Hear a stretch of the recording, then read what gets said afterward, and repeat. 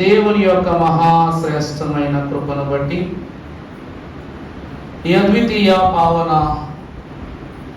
2026వ మోషే సుఖోపవాస ధ్యాన ప్రార్థనా కార్యక్రమములో ఏకీభవించి ఉన్న మీ ఎల్లరకును ధర్మశాస్త్రమును అందించిన దయాళుడగు తండ్రి, దానిని క్రీస్తు రూపేణ నెరవేర్చిన పావనుడగు కుమారుని పేరిట సదా మేళ్ళు త్రిత్వ దేవుడు దయచేయును గాక.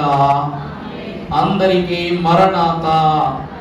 చాలా సంతోషము. మరి దేవుని యొక్క ఉనికిలో గతించిపోయిన 4-5 సంవత్సరాల్లో కూడా ప్రతి మోషే సుఖోపవాస ధ్యాన కూటములో చాలా కొత్త సంగతులు నేర్చుకున్నామని అనుకుంటున్నాను. అవునంటారా కాదంటారా?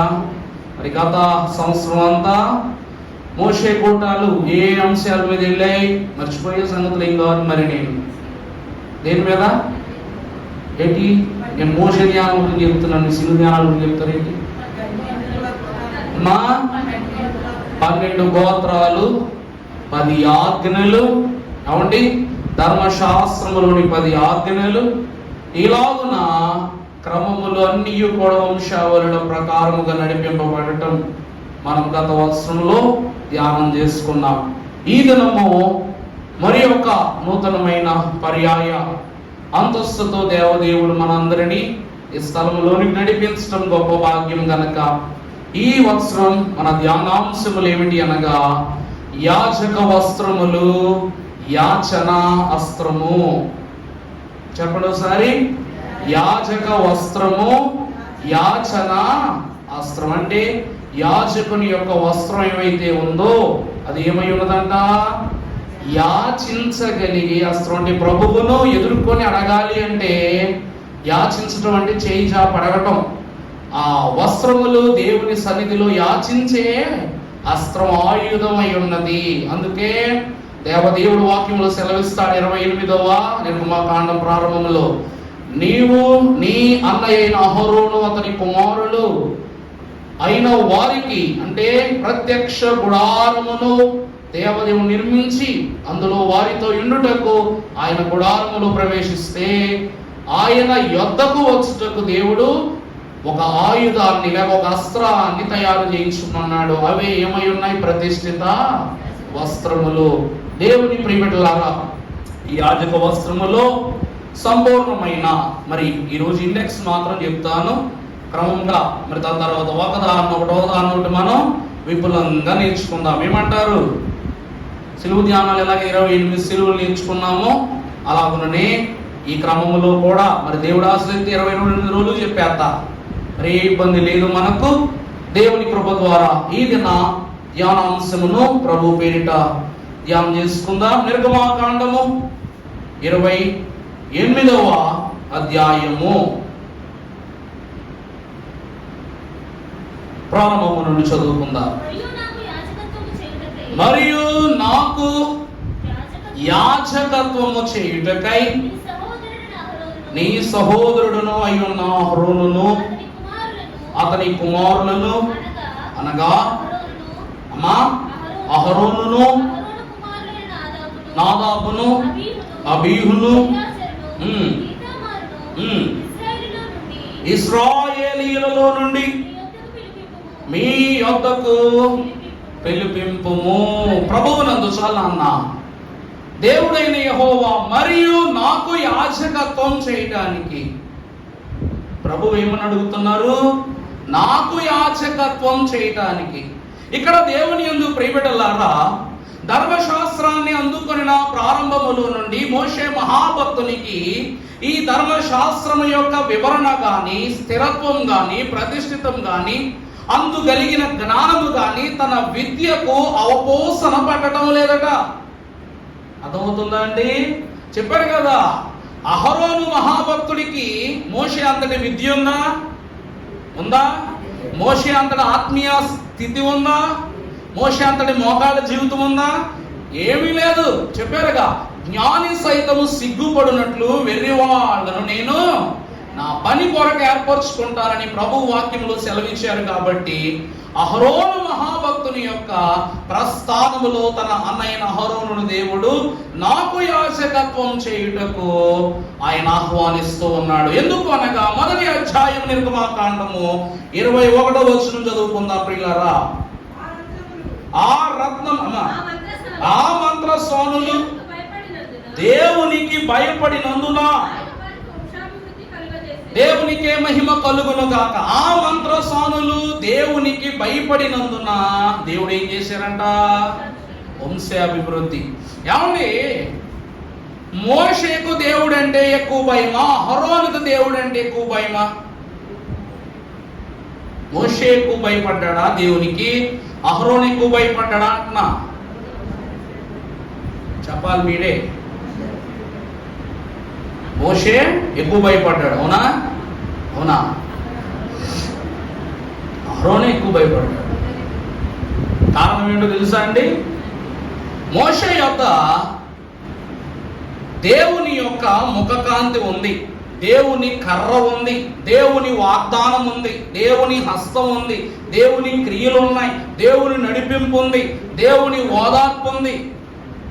పుట్టినప్పటి నుండి మోషే మోషే మోషే మోషే. నా ఇల్లంతటిలోనూ మోషే ఎవరు? గట్టి చెప్పు. ఇప్పుడు చెప్పండి, దేవుడు అంటే మోషేకు భయం ఉంటుందా లేకపోతే ధైర్యం ఉంటుందా? చెప్పండి. ధైర్యమే. ఎందుకంటే ప్రభువు మోషేను నమ్ముతున్నాడు కాబట్టి మోషేకు భయం లేదు. ఎందుకంటే నా ప్రభువు నన్ను నమ్ముతున్నాడు. నమ్ముట నీ వలనైతే నమ్మువానికి ఆ నమ్మకమే ఇశ్రాయేలు ప్రజలను 40 సంవత్సరాలు కూడా సుదీర్ఘ ప్రయాణంలో నడిపించింది. సమస్తము సాధ్యం చేసుకుని తీసుకెళ్ళి. కానీ అహరోనుకి అట్లా కాదు. అహరోను నీ నోటి మాంజమైతే నీకు నోటి తోడు అంటానని ప్రభు వాగ్దానం చేయలేదు. ఇదిగో ఈ కర్ర పుచ్చుకో అని చెప్పేసి అహరోనుకు ప్రభు కర్ర ఇవ్వలేదు. అలాగని ధర్మశాస్త్రాన్ని పట్టుకుని వెళ్ళి అహరోను ఇక్కడ నుండి నువ్వే దీని బాధ్యత వహించాలని ప్రభువు మోషే ద్వారా జరిగించలా. ఎందుకు అంటే ప్రియబిడ్డలారా, అహరోను దేవుని పిలుపును బట్టి దేవుని యాజకత్వంలోనికి వచ్చినవాడు. కానీ పరమ భక్తుడగు మోషే దేవుని ప్రణాళికతోనే ఈ లోకములోనికి జనించిన పరమ పరిశుద్ధుడు. దేవుని యందు ప్రియబిడ్డలారా, అందుకే అంటున్నారు, వా మంత్రసానులు దేవునికి భయపడినందున దేవుడు వారి వంశాలను ఏం చేశాడంట? అహరోను మహాభక్తుడు దేవునికి భయపడ్డాడు. అందుకే సినాయి పర్వతం కింద ఇశ్రాయేలు ప్రజలు చెడిపోయినప్పుడు అహరోను అటు పోలేదు ఇటు పోలేదు. అవునా కాదా? మేము ఏం చేసుకోవాలి? అహరోను ఏ బొమ్మ చేసుకోవాలంటే ఏమో నాకైతే తెలవదు, మీరేం చేసుకుంటారో మీ ఇష్టం అన్నాడు. వాళ్ళు బంగారం అంతా పోస్తే దూడ తయారైంది. అవునా కదా? మీరు దూడనే చేసుకోండి అని ఏమో చెప్పాడు అహరోను? చెప్పలా. దానికి ఫలితంగానే మోషే అడుగుతాడు కిందకు వచ్చిన తర్వాత, మీరు ఈ క్రమాన్ని బట్టి చెడులోనికి ప్రవేశించారు కాబట్టి లేవీలందరికీ కూడా మోషే అంటాడు, మీ శిరస్సులు వారి శిరస్సులు ఖండించేటట్లుగా మీ ఖడ్గాలు ఎత్తుకుని పోయి వారిని హతమార్చున్నారు. కానీ 300 మంది ఇశ్రాయేలీలు ఏం చేస్తారు? లేవీలు శిరస్సులు తెగ నరుకుతారు. 3000 మందిని, 300 కాదు 3000 మందిని. ఆ 3000 మందిని ఆనాటి లేవీయుల వంశంలో అహరోను కోల్పోతే ఆ లేవి వంశస్థులు కోల్పోయిన 3000 మంది ఇశ్రాయేలీలను సంఘము రూపములు మరలా అపోస్తలుడైన పేతురు మహాభక్తుడు సంపాదించుకుంటాడు. దేవునికి మహిమ కలుగును గాక. ప్రభువునందు ప్రియబిడ్డలారా, కారణం ఏమిటి అంటే యాజకుని యొద్ద ఉండవలసిన ఆయుధములు లేకపోవట ద్వారా. అర్థమైందండి? ఆ రోజు అహరోను ప్రతిష్ఠింపబడలేదు, యాజకుడు కాలేదు, పిలుపులోనికి రాలేదు. అందును బట్టే అతని చేతుల మీదుగా కాపాడవలసిన వాడు, గుండెలు అడ్డం పెట్టి నిలబడవలసిన వాడు 3000 మంది యొక్క ప్రాణాలు హతమైపోవడానికి మరొక కారణంగా నిలవబడిపోయాడు. దేవుని సంఘమైన వారులారా, అహరోను దేవునికి భయపడ్డాడు కాబట్టి దేవుడు ఏది చెప్తే అది చేస్తున్నాడు. ఈరోజు దేవుని వాక్యములో మనము చూసినట్లయితే హెబ్రీ స్త్రీలు చురుకైన వారు. నిజం చెప్పాలంటే ప్రియులారా, చురుకైన వారు హెబ్రీ స్త్రీల మంత్రసానుల? హెబ్రీ స్త్రీలు చురుకైన వారు. ఈ మాట ఎవరు చెప్తున్నారు? మంత్రసానులు ఫరోకు చెప్తున్నారు. నిజం చెప్తున్నారా అబద్ధం చెప్తున్నారా? ఆ హెబ్రీ స్త్రీలు చురుకైన వారనే సాక్ష్యాన్ని ఈ యొక్క మంత్రసానులు ఫరోకు చెప్తున్నారు. అంతే తప్ప హెబ్రీ స్త్రీల యొక్క చురుకుదనాన్ని ఒక్కసారి మనం ప్రస్తావించి చూస్తే, వీరు సాక్ష్యం చెప్పినప్పటికీ కూడా మరి ఫరో తన సైన్యాన్ని పంపించటం, ఆ హెబ్రీ స్త్రీలకు పుట్టిన కుమారులను నదిలో పడేయటం అన్ని జరిగాయా లేదా?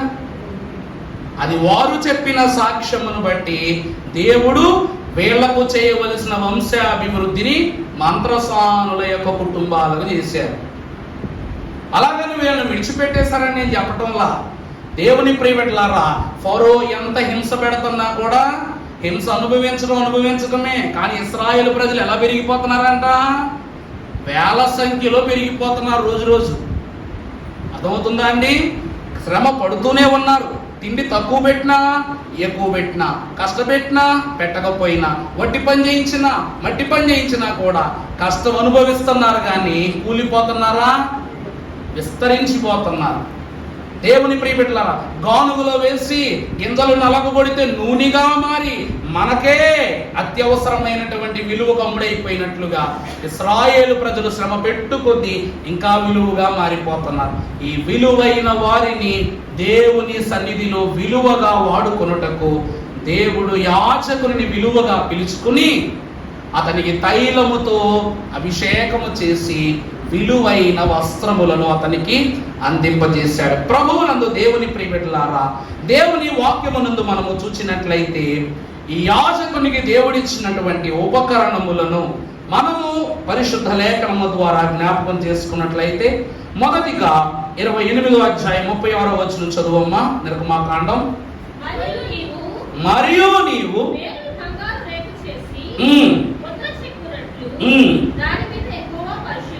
దాని మీద యెహోవా పరిశుద్ధుడు అనుమాట.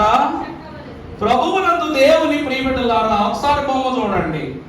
ఎవ్రీ భాషలో మనం చూసినట్లయితే holy to the Lord, English లో ఆ పైన రేపు మీద రాయబడిన అర్థం యెహోవా పరిశుద్ధుడు. ఆ పదానికి అర్థం ఏంటండి? Aaron the high priest golden plate on the head అంటే ఈ శిరస్సు మీద, ఈ శిరస్రాణము పైన అతకబడినటువంటి బంగారు పథకము పైన దేవుడు ఏమని రాయించారంట? ఆ మాటకు అర్థం యెహోవా పరిశుద్ధుడు. దేవుని యందు ప్రియబిడ్డలారా, ఇది శిరస్సు యందు ధరించుకోకుండా యాజకుడు ఎక్కడికి వెళ్ళకూడదు? ప్రత్యక్ష గుడారములోనికి వెళ్ళకూడదు. దైవజనుడు దేవదాసయ్య గారు చెప్పారంట, సిలువ ముద్ర వేసుకోకుండా దేవుని సన్నిధిలో నుండి వెళ్ళకూడదంట. ఆ మాట అర్థమైందా? సిలువ ముద్ర వేసుకోకుండా దేవుని సన్నిధిలో నుండి బయటకు వెళ్ళకూడదంట. ఎందుకు అంటే నీ క్రమమంతా కూడా పూర్తయినది అని చెప్పుటకు దేవుడిచ్చే ఏకైక సూచన నుదుటిపై సిలువ ముద్ర. అలాగుననే యాజక వంశోద్ధారకుడును గనుడై ఉన్న అహరోను వంశస్థుడు కూడా దేవుని పని జరిగించుటకు లోపలికి వచ్చినప్పుడు దేవుడు వారు నా పని చేయుటకు మరియు వారు నాకు యాజకత్వం చేయటం. అవునా కాదా? వీళ్ళు ఎవరి యాజకత్వం చేయడానికి వస్తున్నారు? అవునా? వారు ప్రభువుకు యాజకత్వం చేయడానికి వస్తున్నారు. కాబట్టి వారి నుదుటిపై వారు ఏం ధరించుకున్నారంట? మేము ప్రభువుకు పని చేయుటకు వచ్చిన వారమని లోకమునకు సంఘమునకు తెలియజేయనట్లు బంగారు రేకుపై, బంగారం దేనికి గుర్తు? మహిమకు గుర్తు. ఆ గుర్తుగా ఉన్న దానిపై శిరస్సుపై యెహోవా పరిశుద్ధుడు అని రాసుకుంటున్నారు. వాక్యాన్ని బట్టి మనం చూస్తే క్రీస్తు సంఘమునకు, అర్థమవుతుందా? సంఘమునకు క్రీస్తు ఏమై ఉన్నారు? శిరస్సు అయి ఉన్నారు. కాబట్టి శిరస్సు అయి ఉన్న అతని నుదుటిపై యెహోవా పరిశుద్ధుడు రాయబడి ఉంది. అలాగునని యేసుక్రీస్తు ప్రభువారి కుడి పార్శ్వము మీద ఆయన ఎవరు? రాజులకు రాజు. అవునా కాదండి? దేవుని వాక్యము యొద్ద నిలువబడిన వారులారా, సంఘము దేవుని యాచనలోనికి వచ్చినప్పుడు అహరోను వంశమునకు నుదుటిపై దేవుడు ఈ పథకమును దేవుడు వారు ఆనవాలుగా ఇస్తూ ఉన్నారు. ఇది మొదటిది.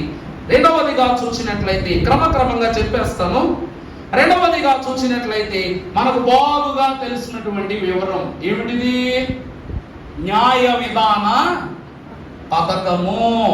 ఇదేమిటంటే న్యాయ విధాన పథకము.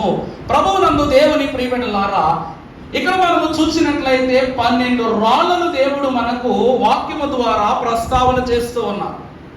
ఈ 12 రాళ్ళు కూడా 12 గోత్రముల యొక్క చరిత్రకు ఏమై ఉన్నవి? సూచనలు అయి ఉన్నవి. ఎందుకు ఈ మాట రాయి? అవి రత్నాలు, కానీ నిజం చెప్పాలంటే 12 రాళ్లగా కొలుస్తూ ఉన్నారు. ఎందుకంటే ఆనాడు పరమభక్తుడైనటువంటి యెహోషువ యోర్దాను నదిని దాటి అద్దరికి వస్తున్నప్పుడు ప్రతి గోత్రమున ఉన్నవారు కూడా ఆ స్థలములో నుండి యోర్దాను దాటి వస్తుంటే అది దాటిన విజయమునకు సూచనగా 12 గోత్రాల పెద్దలను 12 సార్లు 12 రాళ్ళు నిలబెట్టారట, ఒకదాని మీద ఒకటి. అంటే ఇలా 7 పేకలాట ఆడతాం చూసారా, అలా నిలబెట్టుకున్నారట. అందుకే వారు ఆ క్రమములో వారు తెలియజేస్తున్నారు, ఆ బండ క్రీస్తే అని సూచించుటకు ఆనాడు రత్నములు రాళ్లతో పోల్చబడ్డాయి. మనము చూసినట్లయితే ఒక వచనాన్ని పరిశుద్ధ గ్రంథములో నుండి మనము చూసుకుందాం. పరిశుద్ధ గ్రంథములో యెషయా గ్రంథం 53:12 చదువు నాన్న. కావున గొప్పవారితో నేను అతనికి పాలు పంచిపెట్టెదను. అమ్మా, గనులతో కలిసి ఏలయనగా మరణము నొందునట్లు అతడు తన ప్రాణమును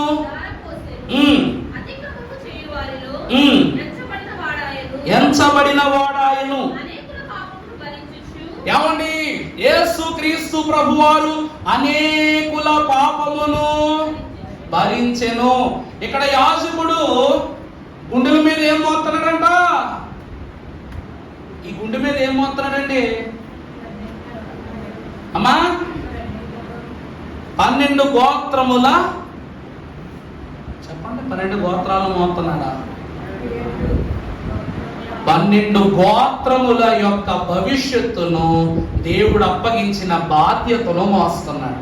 అతడు అనేకుల పాపమును, అవునా కదా? యేసుక్రీస్తు ప్రభువు అనేకుల, ఆయన ఎవరు? సర్వలోక పాపమును భరిస్తున్నారు. ఆయన భుజముల పైన ఏముంది?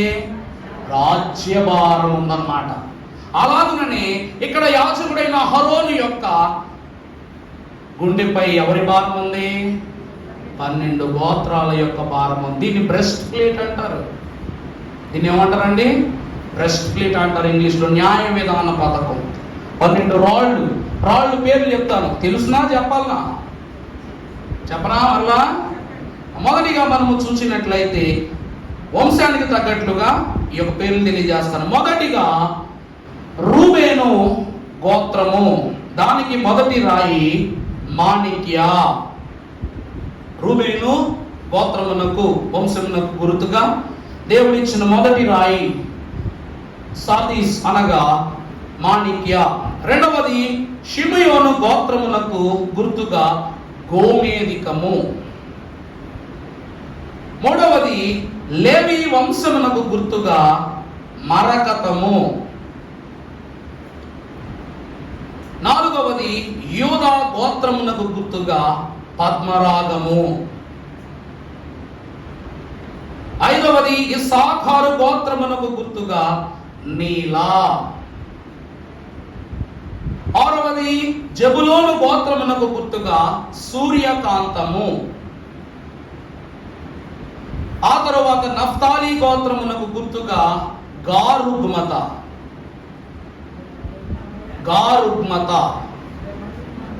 అమ్మా,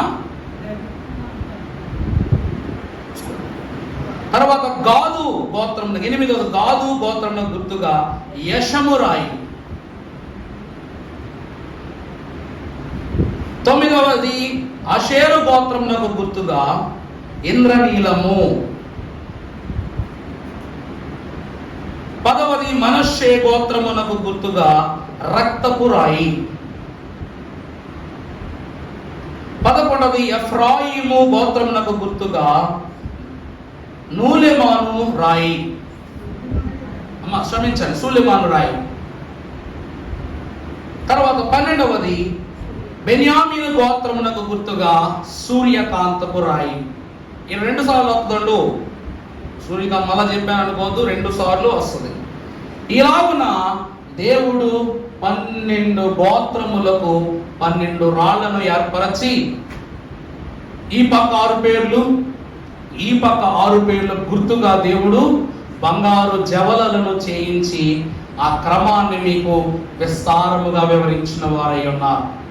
మొదటిది శిరస్సుపై శిరస్రాణ పథకం, యెహోవా పరిశుద్ధుడు. తర్వాత 12 గోత్రముల యొక్క న్యాయ విధాన పథకము. ఆ తరువాతిగా మీరు చూసినట్లయితే పరిశుద్ధుడకు దేవుని యొక్క ఏర్పాటును బట్టి అహరోను వంశమునకు ప్రతీకగా దేవుడు చేయించిన యాజక వస్త్రము, అనగా నీల, ధూమ్ర, రక్త వర్ణములు కలిగిన, చెప్పండి, ఏఫోదును వారు సన్నటి నారతో పేని యాజకునికి లోపల నీలము, లోపల కొల్లాయి, దానిపైన ఈ యొక్క న్యాయ విధాన పథకమును ధరించినట్లు ఈ వస్త్రాన్ని చేసి, కిందన దానిమ్మ గింజల, దానిమ్మకాయల వంటి రూపము, దాని నడుమ బంగారు గంటలను చేసి దేవుడు యాజక వస్త్రాలను ప్రతిష్ఠించిన వారై ఉన్నారు.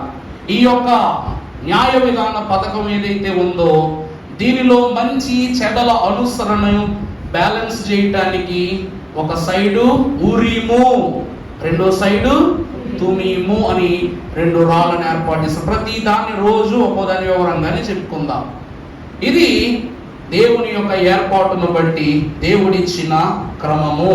ప్రభువునందు దేవుని ప్రియబిడ్డలారా, మొదటి నుండి క్రమాలు తెలియజేసేస్తాను. క్రమక్రమంగా అంటే యాజక ఉపకరణాలు తెలియజేస్తాను. మొదటిది ఏఫోదు, రెండవది న్యాయ విధాన పథకము, మూడవది శిరస్రాణము, నాలుగవది దట్టి. ఆ దట్టి ఈ రోజు నాకేమైంది, నడుముకు నల్లటి తాడైంది అన్నమాట, దట్టి.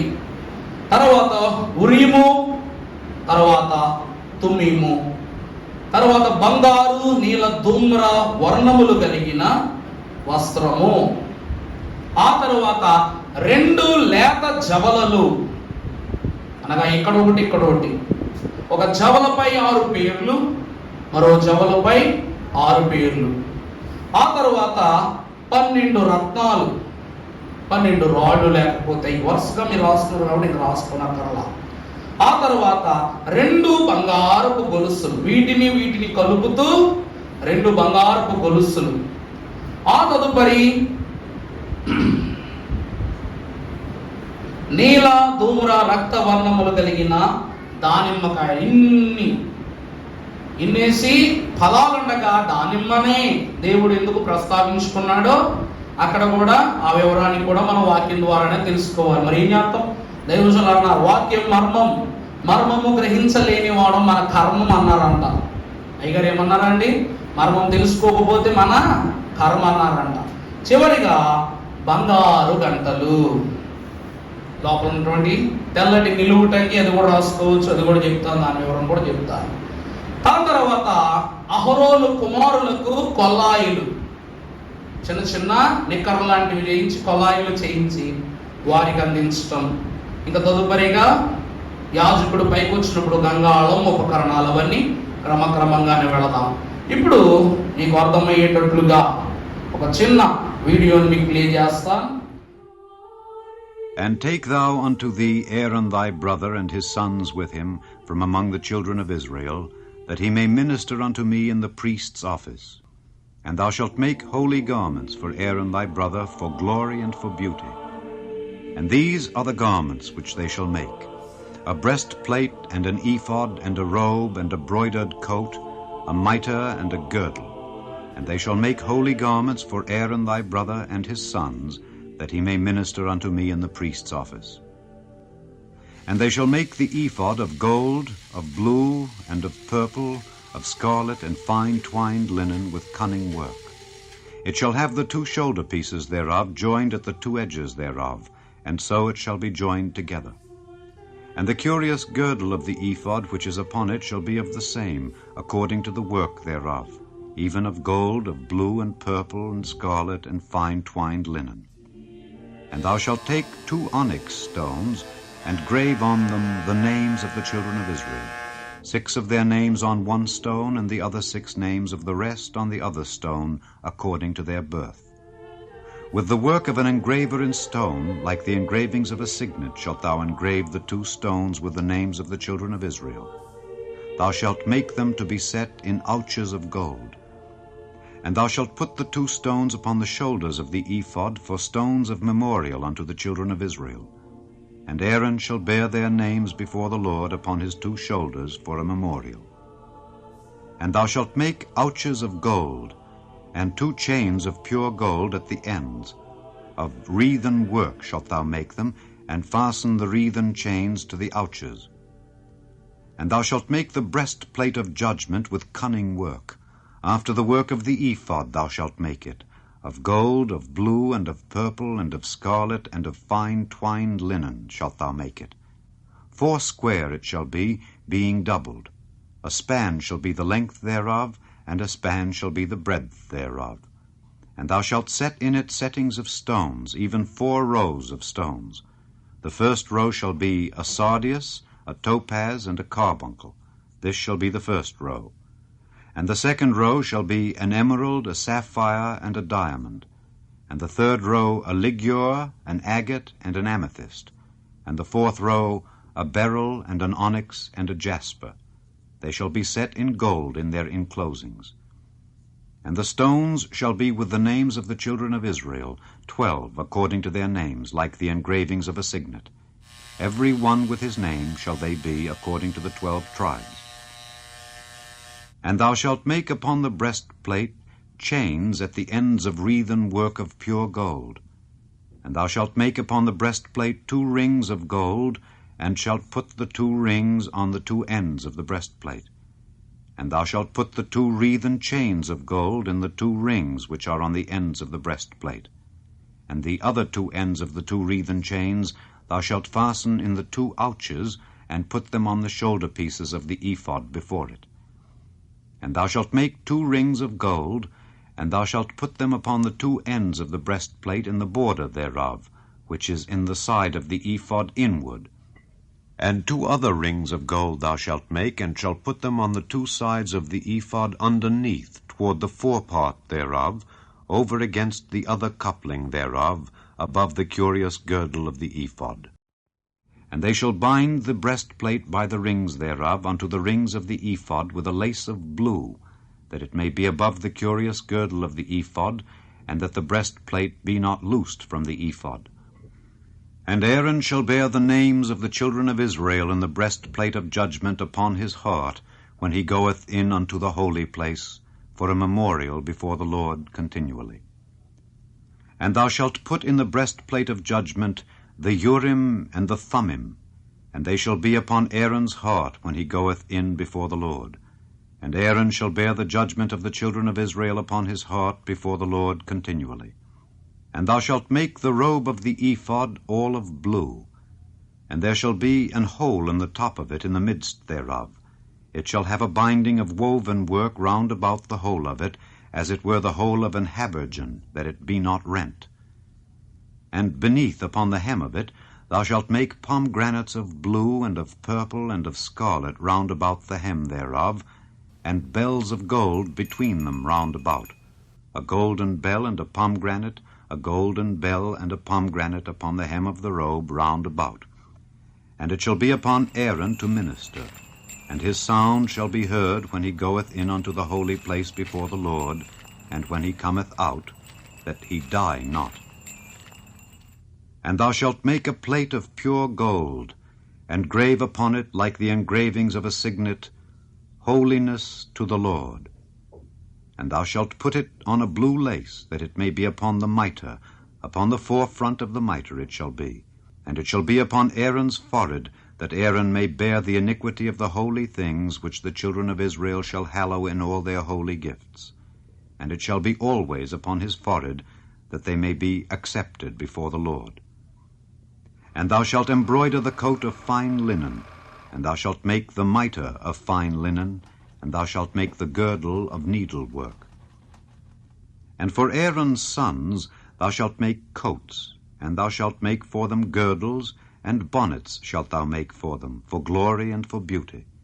And thou shalt put them upon Aaron thy brother and his sons with him, and shalt anoint them, and consecrate them, and sanctify them, that they may minister unto me in the priest's office. And thou shalt make them linen breeches to cover their nakedness. From the loins even unto the thighs they shall reach. And they shall be upon Aaron and upon his sons, when they come in unto the tabernacle of the congregation, or when they come near unto the altar to minister in the holy place, that they bear not iniquity and die. It shall be a statute forever unto him and his seed after him.